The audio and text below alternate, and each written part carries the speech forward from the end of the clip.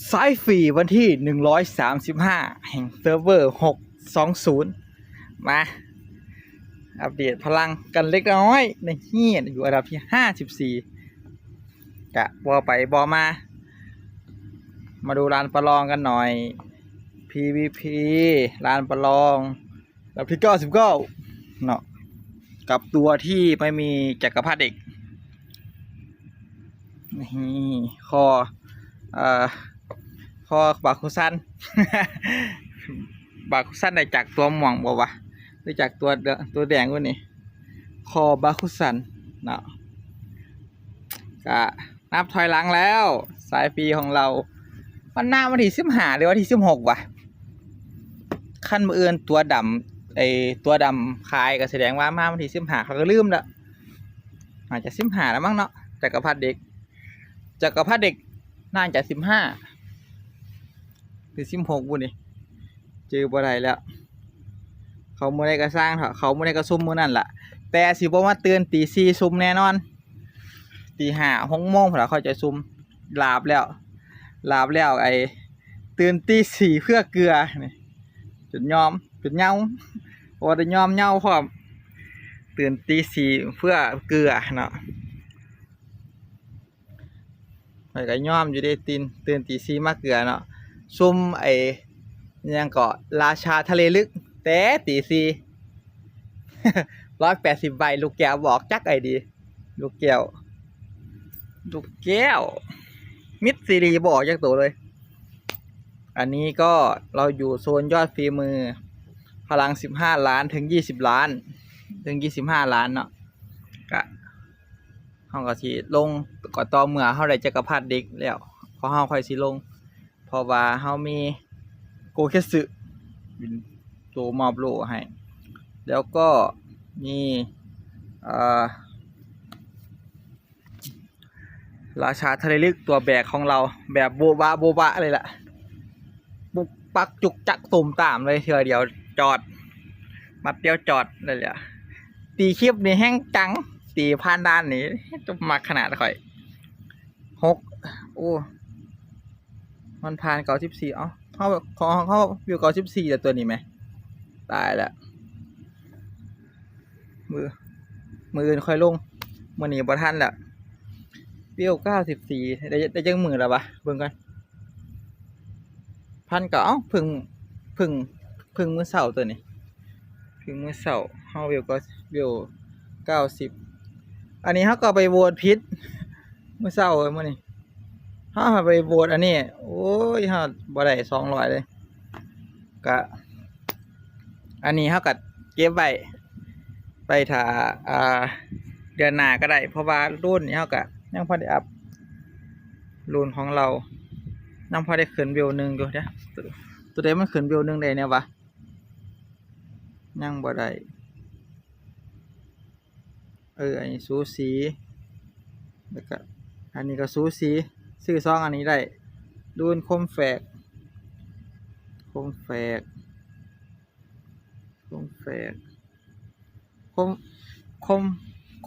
เฮ็ดได้เพราะว่ามันสิเป็นเฮาซื้อมาแล้วมันก็สิเป็นการซุ่มคมแฝกเดี่ยวคมแฝกคุณภาพสีทองแต่ว่าเฮาต้องซื้อ2อันซุ่มพร้อมกันตุ้มซ้ำ ดวงเฮามันสิซ้ำมันให้คนละอันกันได้กับใครเด้ก็ตอนนี้กำลังคิดอยู่ว่าสิเอาแต่ว่าใจให้จักได้ลูกแก้วซอมบี้แมนจากตัวเหลืองเนาะแต่ว่าตัวกับบ่มีคือเก่าเอาซอมบี้แมนกับบ่มีตัวเอาแฟตกับบ่มีตัวแต่ว่าซอมบี้แมนแล้วมันเพิ่มลูกไฟ3ลูกแล้วก็มีตายเกิดบ่เพิ่มรอบก็บ่กินรอบแต่ว่าก็เสียหอยให้ใส่ดีๆก็นี่เป็นอัศวินจักรกลแต่ว่าตัวกับบ่มีคือเก่าก็โบนัสเฮาสิได้แลกได้อีกมื้อใดร้านค้าสีลุงโอ้โหอีกไก่อีก10 สัปดาห์เฮาสิแลกตัวนี้อีก10 สัปดาห์เนาะสายฟรีของเฮาก็สิเฮากำลังสิปั่นซุมนี้ขึ้นไปเป็นเก็บดาวนะเก็บไป เก็บให้มันเป็นกรอบทอง5 ขีดเขาเอิ้นอีหยังกันบ่นี่แต่ว่าเขาเอิ้นกรอบทองได้3 ขีดละเสีย4 ขีด5 ขีดแล้วก็วิว95เขาสิได้เป็นสีแดงกรอบแดงก็ไปเรื่อยๆเฮาบ่ฟ้าวเอาซื่อๆซะเล่นสายฟรีเนี่ยม่วนกว่าสายคัมภีร์อีกมันมีเวลาฟาร์มวิวมันบ่ฟ้าวมีเวลาฟาร์มมีเวลาปั่นตัวอีหยังวิวไปพุ่นจะคล้องก็ยังพอกำกานี่มันบ่บาลานซ์กันสำหรับข่อยดอกวะเนาะไปสิพาเราจะพาไปดูราชาทะเลลึกของเราผ่านด่านตัวแบกของเรานี่ละอยู่นี่ละนี่มาฟึบราชาอุ้ยเดี๋ยวไปใส่ไล่โจมตีกันมันค่อยเร็วต้องใส่ไล่โจมตีก่อนอาวุธไล่โจมตีให้ก่อนปึ๊บโอเคใส่ไล่โจมตีมาไหมไล่โจมตีอันนี้ละสวยไปเฮาตีคนบ่ได้ดอกตอนนี้เฮาแผลจักรพรรดิเด็กไปใช้เป็นคอใส่เป็นข้อไอ้จีนัทดอกเตอร์จีนัทเนาะที่เราใส่ข้อไปแบบไลอันติเนาะเพิ่งมันสีแห้งสำไรคอปูบอมหัวขโมยราชาทะเลลึกหัวขโมยทะเลลึกหัวหนาขึ้นไป200 ล้านกองบวกเหงือกสาใจดีเว้ยนี่แหละมากมึงนี่แหละแต่หาหนังสือคอยยังเสียวรีเทิร์นอยู่คอยมักมันหัวเธอเดียวนะมันมวนดีไหมปึ๊บเข้าไปละเอาดีเข้าไปธรรมดาปึ๊บราชาทะเลไล่โจมตีขึ้นไปเสยไปข้างทุบเขายอดนะ240 ล้านหายแต่ว่าตีวัดมวนเลยตีวัดตีคนเนี่ยก็100 ล้านนะ200 ล้านนะตีคนกันเลยไปมาฟึบเข้าไปโซนี้เขาบ่อัพสปีดให้เลยไอ้บ่อัพดาวให้เพราะว่าเปลืองตุ้มหายไปยกดงหมดแล้วตอนเฮ็ดจังหลายทะเลลึกข่อยมักมองนี้ละราชาทะเลลึกอันนี้ก็อย่าลืมมาฟาร์มก่อนเด้อนี่อย่าให้มันครบ50เด้เสียหลอบซื่อๆเอาศีรษะไปฟึบมาแล้วบัดนี้สะสมพลังโจมตีโฉบ229 ล้านมั้งแล้วก็ประเด็นนับค่อยนับประทันจักเถื่อผู้ใดนับเบอร์ใดก็บอกกันว่ามันแมนบ่มาราชาทะเลลึกลูกกระจอกเจอของแท้หน่อยอีธรรมดาไปไลอันติเสยปลายค้างแล้วก็งูดเข้ายอดหน้า200 ล้านหายไม่สะใจได้เล่นจากเองกับไอ้ราชาทะเลลึกนี่หาหนังสือเขายังอยากได้อยู่ไปตะพานด่านหมัดเดียวนะฟึบเอาไปแทนซุยริวไปเสยปลายคางเขายอดหน้ายอดบ่ได้ไล่โจมตีได้ละทะเลลึกนะอันนี้เขากับว่าถ้าใส่เอาไปแทนอันนี้ฟึบเข้าไปข้างล่างนี่เขาก็ยังพอได้ฟาร์มอยู่ไอ้นี่แนวแน่มายานี่ปึ๊บฟูอันนี้มันต้องมาใส่ตัวนี้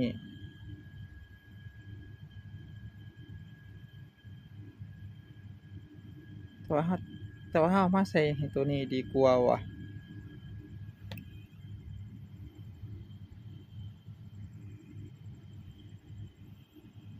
ตัวซื้อใส่ตัวนี้โอเคไปน่าจะเป็นจังสีน่าจะโอเคอยู่ไปราชาทะเลลึกไว้บ่ลาเจ้าฟึบเข้าไปสะสมพลังจู่โจมชุบหายโอ้ยสะใจดีเลยมาบาทนี่ ฟึบฟึบโอ้นี่มันต้องไปให้มันต้องเอาจีโฟไปให้ไอ้ยังก็ไปให้อันนั้นฟึบกดขามได้ปะชนะปะโอเคชนะแสดงว่าเนี่ยอันนี้อันด้านที่3เขากับบ่ห่วงเพราะว่าเฮามีอันนี้ชูเข้าไประเบิดเทื่อเดียวแล้วมันจู่โจมบ้าคลั่งเฮาของก็เฮากำลังสิปัน3 ดาวให้ราชาทะเลลึกไว้แต่พานดานดีเด้ทะเลลึกมีพาสซีฟไรโจมตีกัดก่อนนี่หายเดี๋ยวจะทีมใหม่กันปุ๊บเอาตัวนี้ตัวนี้ให้กับบ่ได้ฮิปวิแฟงก็เป็นยังดอกประมาณนี้ก็ได้เฮากับบ่ได้อันนี้อยู่แล้วสวยริวเฮามาจักหน่อยเฮาตีบอสแล้วมื้อนี้บ่ตีคนละเฮาใครสาใจ มาเบิ่งเน้นๆจักดอกสะสมพลังจู่โจมฟึบเข้าไปตุ้ม236 ล้านแก้ว วันดีๆเด้เล่นทะเลลึกนี่มาโซนิกฝังสีเงาเข้าไปโชว์มาฟึบเข้าไปโชว์ไล่โจมตีโชว์เข้าไปแล้วก็หมัดทลายพระสุธาเหยียบขึ้นมาแล้วก็ดึกดินทุบหน้าเข้าไปติดกระดูกหักบอบเทียระเบิดหายโชว์เข้าไปทุบเข้าไปอีกระเบิดเพี้ยบอตีกระดูกหักเว้ยโอ้ยเนาะโอ้ยเนาะก็โอ้ยเนาะเอาตีธรรมดาไปชูรุนทะลวงบอลเกจิฟอบตุ้มเข้าไประเบิดเพี้ยชูเพี้ยระเบิดตุ้มชูตุ้มยังบ่เป็นยังแต่กับมาแต่ว่าอันนี้เขาต้องขอเฮาบ่มีอันนั้นขอเฮาบ่มีไอ้ยังก็มาเบิ่งมันฟึบเข้าไปเลเซอร์ครั้งฟึบฉีดหน้าเข้าไปฟึบแล้วก็ไอ้วัคซีนแม่นใส่พาสซีฟเอา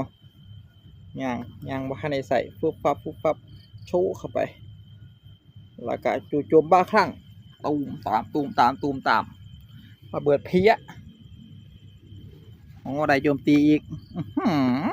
เอาทุกเม็ดตุ้ม หายประมาณนี้แหละทีมเฮาบอสอันใดกับบอสสู่ทะเลลึกเฮาดอกลูกหลักเฮาตัวอันนี้เฮาก็สิดองไปฮอดจัง600ไป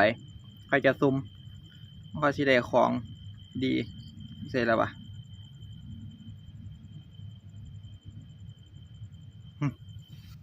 ตัวเสบียงรูนดองไปจัง600ไปค่อยสิซุ่มขั้นดองฮอดปะโชว์เข้าไปโอเคอยู่นี่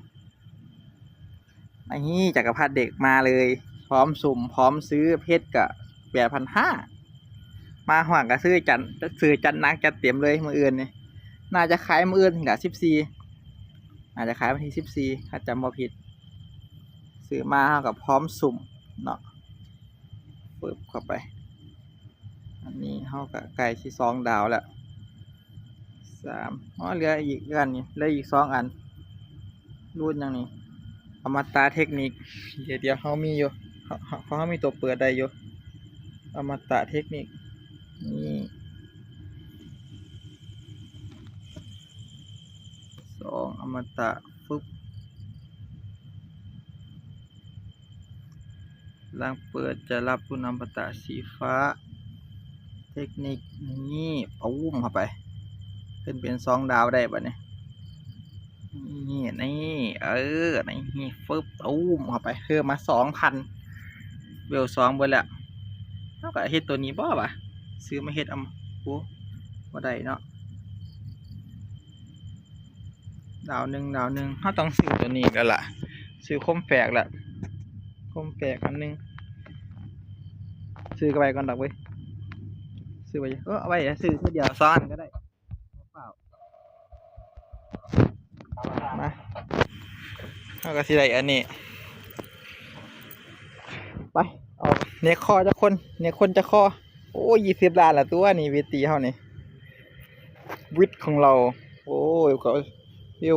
96สายคัมภีร์ของเฮา G4 95คุ้มกันโซนลบ ตะกี้ตบข่อยบ่เดี๋ยวโอ้โห32 ล้านสายฟรีเฮา สายฟรีโอ้ยเทิงโซนิกยูอาเทิงแฟตเทิงงุ้งจีไอจักรพรรดิเด็กสายฟรีเฮาโหดขนาด18 ล้านโอ้บ่น่าไหววะไหวบ่วะไหวเอาไว้ก็ต้องรอเบิ่งรู้จักบาทโอ้ยเฮาเร็วกว่าอยู่เว้ยไปขอแค่ได้คุยให้ได้คุยจักบาทนะปุ๊บเข้าไปโซนิกโอ้ยโซนิกฟังสีเงาไปละไปไล่โจมตีไอ้หนุ่มชุสะสมพลังโจมตีตูม159 ล้านโอ้โหบอกเขาเลยทุบดินแตกสลายหาย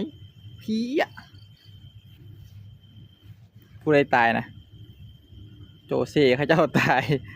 เอาปุ๊บแสฝาดทลายภูเขาแสฝาดทลายภูผาเนาะเลเซอร์ข้างฟุบฟับฟุบฟับฟืบเข้าไปโชว์มัดจูโชว์เข้าไปตูม84 ล้านจิตโรเบิร์ตละนี่ละนาดฝังสีเงาโชว์เข้าไประเบิดตูมตูมตูมบอลเกนกีจะใส่บอลเกนกีอยู่เพี้ยเทียมา